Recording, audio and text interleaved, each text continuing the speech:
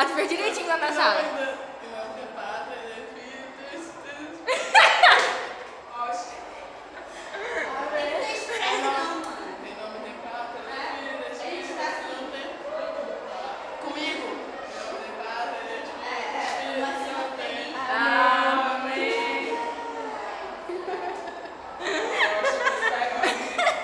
É igual a padre da Oxa, pô.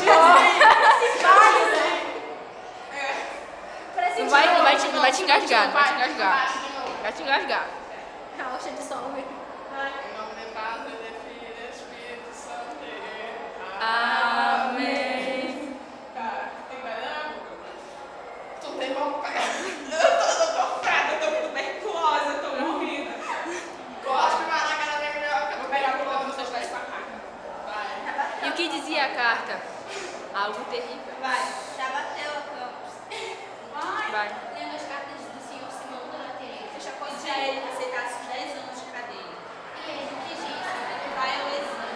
Então não há esperança. Não, Constança, não há. Eu perdi pra sempre. Por isso irei morrer. Isso, tem que dramatizar.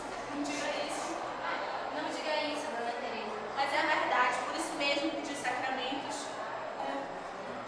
Por isso mesmo pedi os sacramentos e comunguei.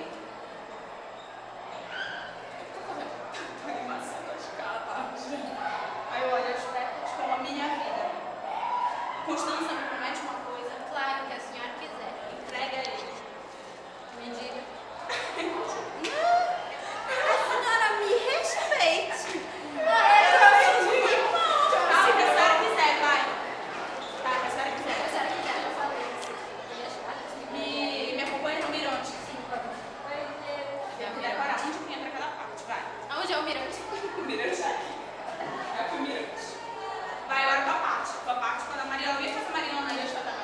Peraí, calma. Mas eu preciso que ele sua pergunta é Teresa? Aí eu falo. É segura ela? Só isso, tá? Quer segurar ela? Vai, mas Teresa. Vou jogar aqui da dentro. Vai, tô tirando um lenço. Tu é assim, olha. Tu olha meio assim. Tentando enxergar. Eu tô fazendo com lenço.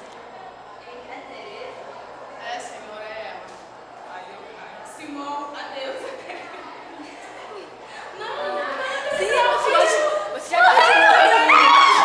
já Você já Olha, presta atenção. Olha pra mim. Tu tá morrendo, tu não tá numa festa, não. Calma! Já bateu agora? Já bateu. Bora. Ora, viva!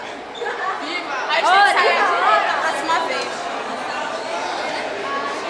Ana Luísa, eu tô filmando.